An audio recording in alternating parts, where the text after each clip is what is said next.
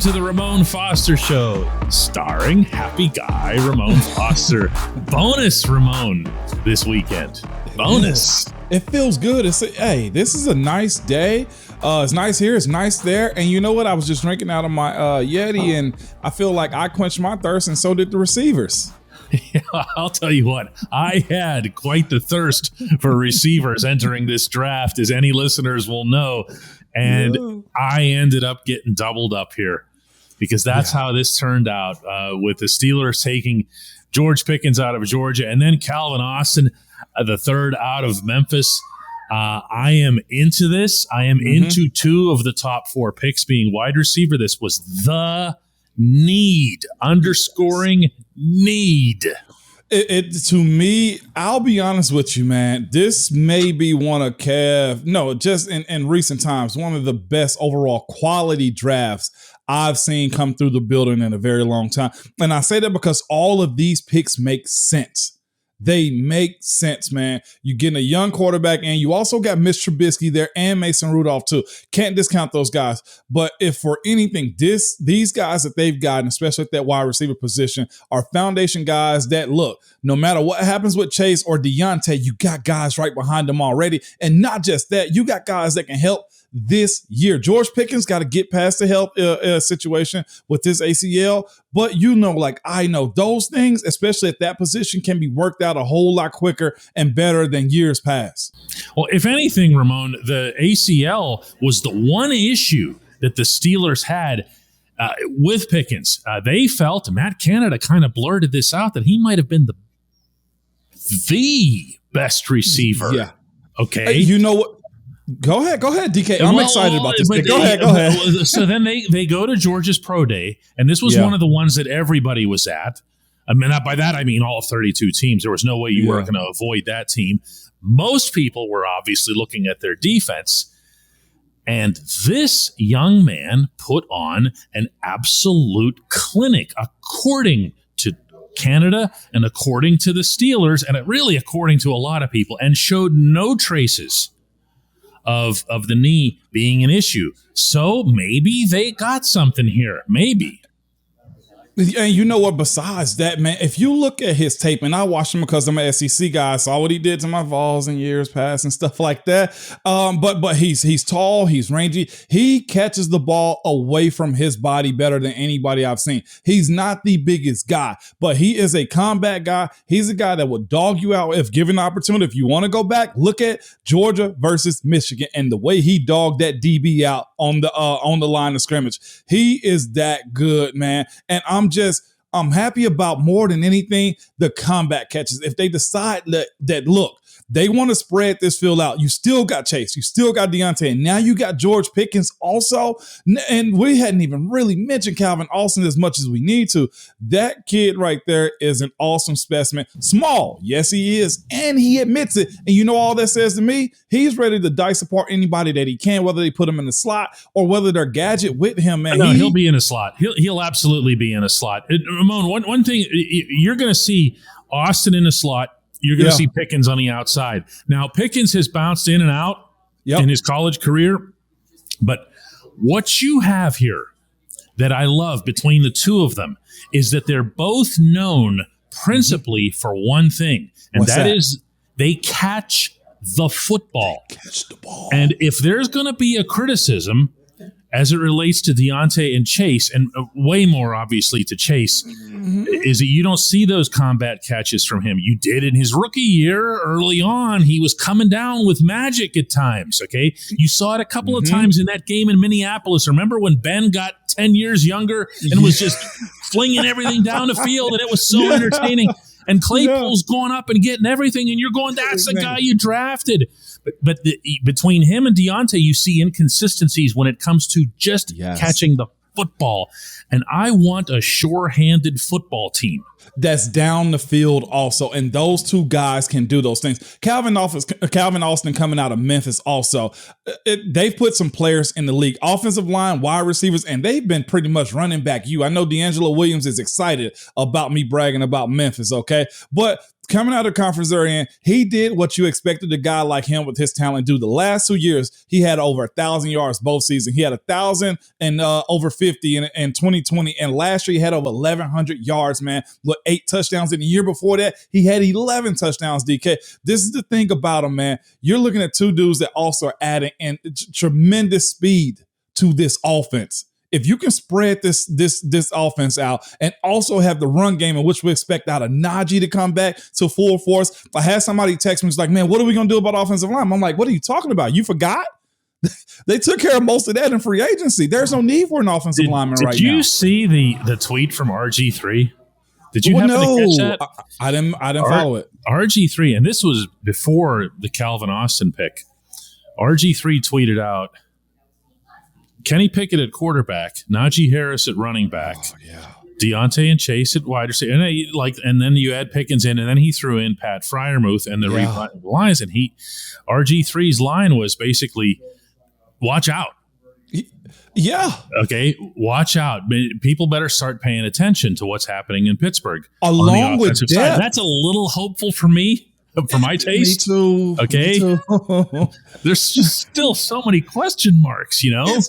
It's almost like, is this too good to be true? Like, how did this happen to us? It's almost where it's at. Now, again, people are going to question Kenny Pickett. He's going to have a learning curve, but to say that you're surrounding him with these type of weapons, or Mitch, either one, Mitch has to be excited, because if this is the audition that he has been looking for as far as weapons, as far as a competent coach and stability and a defense that can back him up, along with special teams that have been one of the best units, I think, in NFL for the last 5 years, you got to say to yourself, he could honestly jump himself into a different world, whether it's with somebody else. Carolina, I feel like, is still going to be looking for a quarterback at some point. Imagine that coming from North Carolina, and then he balls out and maybe gets another deal somewhere else. Other things have happened. We've seen Nick Foles do this type of thing. We've seen others bounce around. Because, again, I feel like Kenny is the guy, but Mitch can have a hell of a year, man, if given the opportunity. Or Mason. I hate to keep leaving him out of the equation, but either one of those guys who take the starting position, I'm like you. I'm a hopeful, DK, when it comes down to it. See, these are basics. What we're talking about here are basics. When you're talking about the two new wide receivers being shorthanded, being guys that you know are going to fight for the football or create separation and then catch it,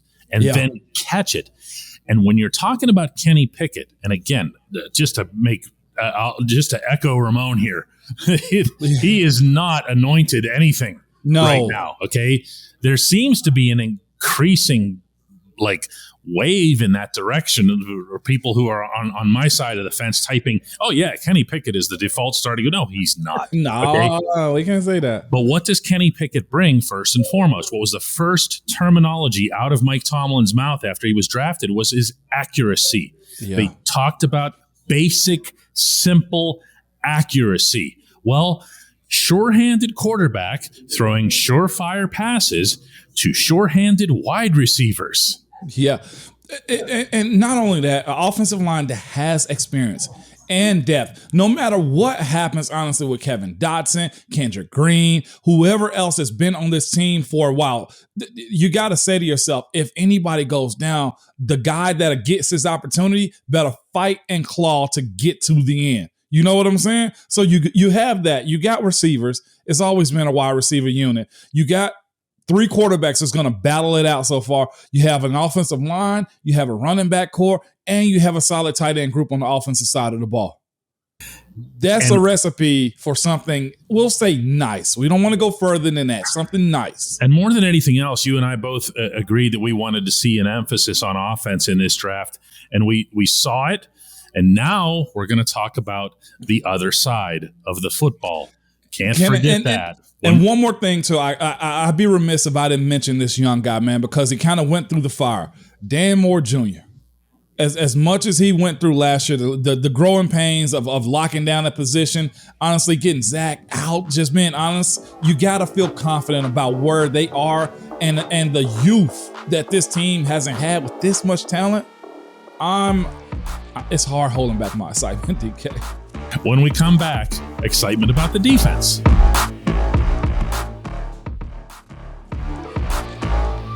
Welcome back to the Ramon Foster Show. And DeMarvin Leal was the Steelers' third-round pick and the first defensive player.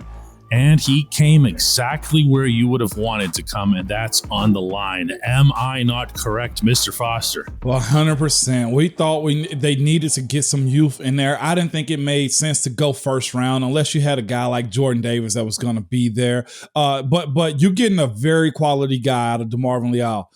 Played at Texas A&M, played big-time ball, won big-time games also. It's not like he's just, a piece. He's a big part of that defense. Long arm guy, long body. To me, he's a heavy body, explosive type of player. You got to figure out if he can play inside or outside, but for the most part, he's a bull rush type of guy that can get to the edge. Being under Cam, being under Tuitt, when he gets back into the fold, I feel like it's going to do a whole lot of things for his career. And again, I think the reason you get this pick too is because it depends on where we're going to be with Stephon moving forward. And just the depth is always good to have when you get a good quality guy like him. I think a former 5-star coming out of high school also, if not 4-star. And again, his versatility of playing inside and outside is big. He's very aware around the quarterback too. He's technically listed as a defensive end with Texas A&M, so you're right that he's bounced back and forth, but he's also the kind of guy who his emphasis is on the pass rush, and he's talked about that himself, where he feels like he can get back to the quarterback, and the Steelers might have a couple of guys there with Leal going after the quarterback, but Isaiah Loudermilk being more of a run stopper type. Do you follow me? Where you've talked a lot, Ramon, on this show about moving guys in and out, especially the older guys. And this is the part about DeMarvin Leal too, is he's a guy that I've heard coaches kind of say this too, when you picking a guy like him along the defensive line. There are no one-way guys this in modern day. If you're going against these offenses and they got you just reeling and going back and forth, and you get caught with just a primary run stopper on the field, you're in trouble. You got to call timeout or hope they have an incompletion so you can sub in. A guy like him that's good in the passing game, also rushing the quarterback, you can afford to keep him on the field when Cam needs a spell and he gets better at the run game run stopping. Also, that's why you go get a guy. I'll be honest, you have a guy like Isaiah Buggs. That's one of the reasons why he's not in Pittsburgh right now, simply because you got to be able to rush the passer. And when you have guys like Martravius Adams come in, you ended up dropping a guy like Isaiah Buggs.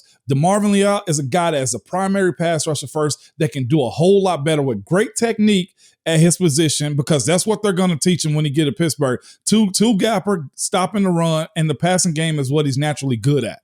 Well, if we look at that depth right now overall, and let's presume Steph is coming back. I mean, he's at the facility every day, okay? And he's 29 years old. He's not going to retire.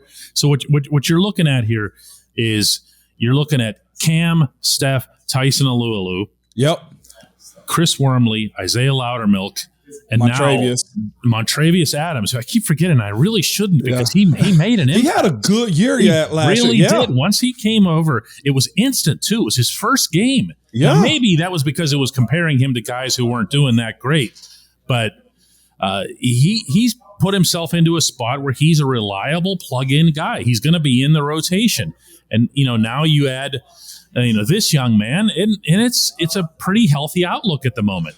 It is. And again, you go to depth, and not just that, but you're getting cheaper at certain positions when you got a guy like Cam that honestly, sooner or later, or him or Steph, may command a new contract. That's where we are also with those two guys. They think the world of Stephon and his talent. They've always just said, if we could just get Stephon healthy for the entire year, before he ended up having an injury 2 years ago. You remember the year that he was having? So imagine having those guys in the fold, and you got to speak about getting new deals done at some point. I'll tell you this right now. I speak about Cam's age. He's not slowing down anytime soon. No, so this is why you go get more depth. Just ask him. Just ask him, yeah. For sure. But solid pick, man. I'm ecstatic about this class. I don't know if I've seen one come in like this so far. No, there's a lot of good fits involved here. When we come back, Hey Mon.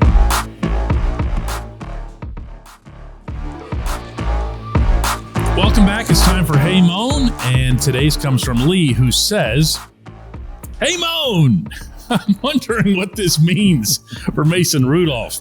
Are we going to trade him? Are we going to let him play in the preseason? Are we going to cut him? What are we going to do with him?" Ooh, I hate feeling like Mason's odd man out when it comes down to this trio at quarterback, because Mason has a whole lot of talent. I know Kevin Colbert loved Mason when he drafted him. Mason's just a product of Jordan Love and Green Bay. You know, you got a Hall of Fame quarterback in front of you. You don't get many reps. The practice reps that you get, they're just that. They're practice. They're not under the gun. The games that he played in, one get knocked out, the other get hit in the head with a helmet. Like, there's just been I guess you say, just a snowball effect of things that go wrong when given his opportunity. I know this about Mason. He can throw the ball damn good. He's smart. He's very intentional on how he plays a quarterback and how he commands the huddle when he's in there. So much so we had to tell him, Mason, you got to lower your voice a little bit, okay? But with that being said, it's also a business. We look at football and our favorite teams, the Pittsburgh Steelers, as something that's going to be there forever, and the players are too. And it's a game that we enjoy, but the business side of it says that one of those guys could potentially not be there. And it's because guys have pride. Guys want to play. If you're right-minded, you want to go to at least a better situation in which you can get yourself on the field or get yourself paid or find a reason to stay in this league a very long time. Most of the guys that stay backup quarterbacks, unless they're just in a system or they're just the guy, they ended up finding their way out because they get too expensive. Now, I know there's a couple of guys, Chase Daniels, that's like that Brian Hoyer, who keeps finding his way around the league too. But Mason wants to play. And there's a couple teams that's probably going to be in a holdover pattern when it comes down to getting their guy. No, Carolina's a team, even though they went and got Matt Corral. And there's a couple of, I'd say New Orleans, as far as what are you going to be able to do? But it goes like this. He got to be able to show his talent. Right now, Mason's probably slated as a backup quarterback, but he has starter aspirations. That's where he is. So you ask me, what happens with him? I think he becomes trade value after camp, unless he wins the deal. Him getting traded during this draft, I didn't think it would happen, because I know one thing about Pittsburgh and those coaches. They love competition. They love having a veteran guy around. They love having a guy, honestly, back against the wall, and that's what Mason is at this point. Yeah, but realistically, Mon, there aren't enough reps. Okay, I'm preaching to the choir here because you were participating in those reps, and you know what a first team rep is, and you know what a second team rep is, and then you know what the third guys get. Okay, so I don't believe he's going to have a chance, other than if you count second halves of preseason games, and there aren't even as many of those anymore. It's so not.